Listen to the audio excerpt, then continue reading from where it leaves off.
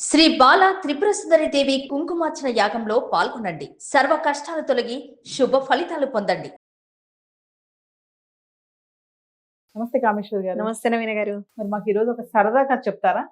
కొన్ని చమత్కారంగా ఉంటాయి, కొన్ని సరదాగా ఉంటాయి, కొన్ని తెలివిగా ఉంటాయి. మరి ఈరోజు మాకు ఒక సరదా కథ చెప్పండి. ఒక ఊర్లో ఒక పెద్ద ఆవిడ ఉన్నారు.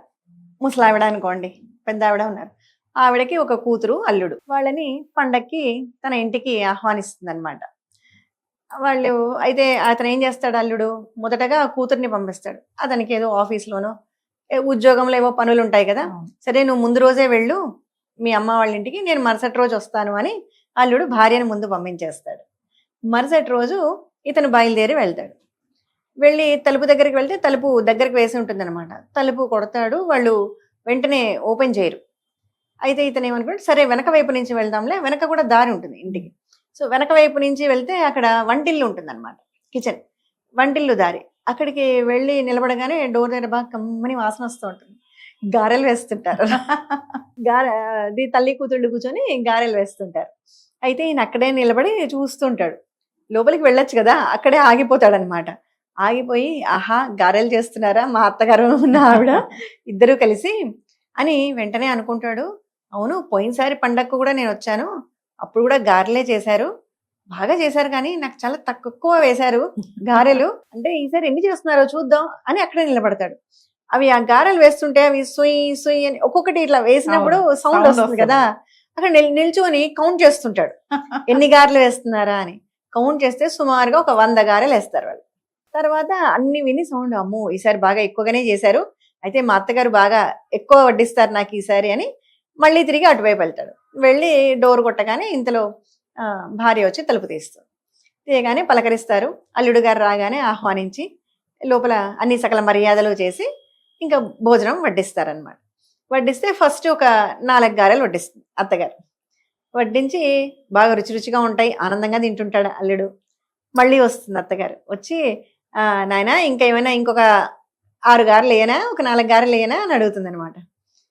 వెయ్యండి అత్తగారు, ఏం పర్వాలేదు, మీరు ఇంకొక 6 వేసినా ఇంకో 90 ఎలాగో మిగిలి ఉంటాయి కదా అంటాడు. ఏంటి ఇంత ఖచ్చితంగా చెప్తున్నాడు, అంటే మేము 100 గారెలు చేసినట్టు అల్లుడి గారికి ఎలా తెలిసిపోయిందో అని ఆవిడ ఆశ్చర్యపోతుంది. మీకు తెలుసా అంటే, అవునండి ఇంకా 90 గారెలు ఉన్నాయి కదా లోపల అంటాడు. అబ్బో, అల్లుడి గారికి ఏదో మహిమలు వచ్చేసాయి, లేకుంటే ఇప్పుడే కదా డోర్ తీసుకొని లోపలికి వచ్చాడు, అసలు మేము గారెలు చేసిన విషయమే తెలియదు, అలాంటిది ఎన్ని గారెలు ఉన్నాయో కూడా చెప్తున్నాడు అంటే మా అల్లుడి గారికి ఏదో అద్భుత శక్తులు వచ్చాయి అని ఈవిడ ఫీల్ అయిపోతుంది. ఫీల్ అయిపోయి సరే అంత భోజనం అయిపోతుంది, ఇంకా ఊరుకుంటుందా, భోజనాలు అయ్యాక వీళ్ళు విశ్రాంతి తీసుకుంటుంటారు కూతురు అల్లుడు. ఇక వెంటనే బయటికి వెళ్ళిపోయి ప్రచారం మొదలు పెట్టారు చెప్పడం, మా అల్లుడి గారికి ఏదో అద్భుత శక్తులు వచ్చాయి, ఆయనకు అన్నీ తెలిసిపోతున్నాయి ఇట్టాగే అని మొత్తం చెప్పేస్తుంది. వెళ్ళి బయటికి వెళ్ళగానే ఇంకా మెల్లగా జనాలు క్యూ పడతారు. మాకు ఆ సమస్యలు ఉన్నాయి, ఈ సమస్యలు ఉన్నాయి, మీరు ఏదో తెలుసుకొని చెప్పాలి అంటే ఇతనికి అసలు ఏం అర్థం కాదు, ఇదేంటి నాకేం తెలియదు అని. అయినా ఇదేదో కాస్త బాగానే ఉంది, కొంచెం పబ్లిసిటీ వచ్చేటట్టు బాగుంది అనుకొని ఏదో తనకు తోచిన విధంగా అంటే లాజికల్ గా ఏవో ఆన్సర్స్ చెప్తూ ఉంటాడు. అవి తగిలిన వాళ్ళకి తగులుతాయి. సో అది ఇంకా కొంచెం పబ్లిసిటీ అలా పెరిగిపోతూ ఉంటుంది అనమాట. ఈయన ఇలా సమాధానం చెప్పడం మెల్లగా కొద్ది రోజులు అత్తగారింట్లో సెట్ అవుతాడు. సెట్ అయిపోయి ఇంకా అత్తగారు మర్యాదల మీద మర్యాదలు అనమాట, ఎందుకంటే అల్లుడికి అద్భుత శక్తులు ఉన్నాయని. ఇలా ఇచ్చేస్తూ ఈ విషయం మొత్తం అంతా పాకిపోతుంది. ఈయన ఏదో ఒక స్పెషల్ పర్సన్ లాగా ఈయనను బాగా అల్లుడిని ట్రీట్ చేస్తూ ఉంటారు. ఇలా జరుగుతూ ఉంటుంది. ఇంతలో ఈ విషయము రాజుగారికి కూడా చేరుతుంది. అంతే కదా, రాజ్యంలో జరిగే విషయాలు చేరిపోతాయి. చేరిపోగానే ఒకరోజు రాజమహల్లో దొంగలు పడతారు, కొన్ని నగలు దొంగలించుకొని పోతారు. వెంటనే రాజుగారు అంటారు, సరే ఆ అల్లుడు ఉన్నాడు కదా, అంటే అతని పేరు మర్చిపోతారు అందరు, పేరు ఎవరికి తెలియదు, అల్లుడు అంతే. అంటే ఆవిడ మా అల్లుడు గారు అని చెప్తుంది కదా, సో ఆయన అల్లుడుగా ఫేమస్ అయిపోతాడు అనమాట. అయితే ఆ అల్లుడిని పిలిపించండి, అతని దగ్గర అద్భుత శక్తులు ఉన్నాయి కదా, సో ఆ దొంగ ఎక్కడున్నాడో పట్టుకోమనండి అని. వెంటనే రాజభటులు వచ్చి పిలుస్తారు. ఇప్పుడు ఈయన పోయి ఏం చెప్పాలి, నాకు తెలియదు అంటే రాజు మరణ శిక్ష విధిస్తాడు. ఇది ఎక్కడికి కదరా దేవుడా, నా తల మీదకి వచ్చేసింది అనుకుంటాడు, కానీ ఏం అనలేడు పాపం. సరే అని ఒప్పుకుంటాడు. నాకు ఈరోజు 24 గంటల్లోపు మీరు నాకు ఆ దొంగను పట్టివ్వాలి, నాకు ఆ నగలు కావాలి అని అంటాడు. సరే అని ఒప్పుకొని వచ్చేస్తూ ఉంటాడు. ఈయన ఆ రాజ్భవనం నుంచి వస్తూ ఉంటే ఈ దొంగ ఉన్నాడు కదా, అంటే వీడికి కూడా తెలుసు ఈ విషయం, ఉమ్. వీడికి కూడా తెలిసిపోయి ఉంటుంది ఈయన దగ్గర ఏదో మహిమలు ఉన్నాయని. ఉన్నాయని. వాడు ఈయనని ఫాలో చేస్తూ వస్తాడనమాట. అమ్మో ఇప్పుడు ఎలా, ఈయనకేమో శక్తులు ఉన్నాయి, నన్ను పట్టించేస్తే నా పరిస్థితి ఏంటి అని చెప్పి ఈయనని ఎలాగో అలాగా బ్రతిమాలుకోవాలి నేను అని దొంగని ఈయనని ఫాలో అవుతూ వస్తాడనమాట. సరే ఇల్లు చేరతాడు.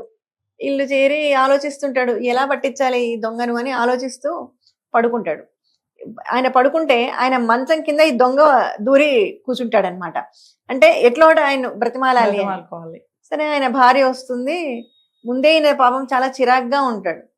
వచ్చి ఏమండి మరి ఎలా, మీరు ఆ దొంగను పట్టుకుంటారా, అసలు అతను ఎవరు ఏంటి మీకు ఏమైనా తెలుసా అని అడుగుతుంది. అంటే వాడు దొరకడు అంటాడు.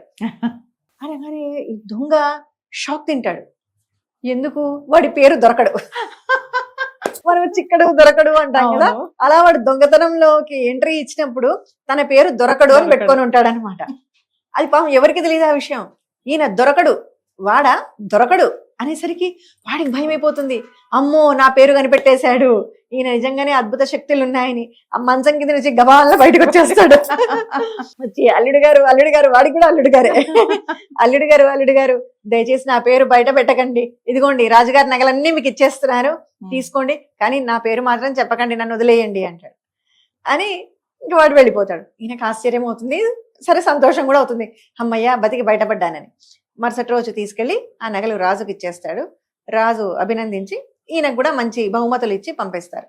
ఇంటికి వచ్చిన తర్వాత దేవుడా ఈసారికి బతికి బయటపడ్డాను, ఇదేదో సరదాగా ఉంది కదా అని నేను కంటిన్యూ చేస్తున్నాను, కానీ ఏమో ఇలాంటి రేపు ఇంకోటి వస్తే ఈ రోజు అదృష్టం కొద్దీ తప్పించుకున్నాను అని అత్తగారికి మెల్లగా బాయ్ బాయ్ చెప్పి భార్యను తీసుకొని వాళ్ళ ఊరు వెళ్ళిపోతాడు.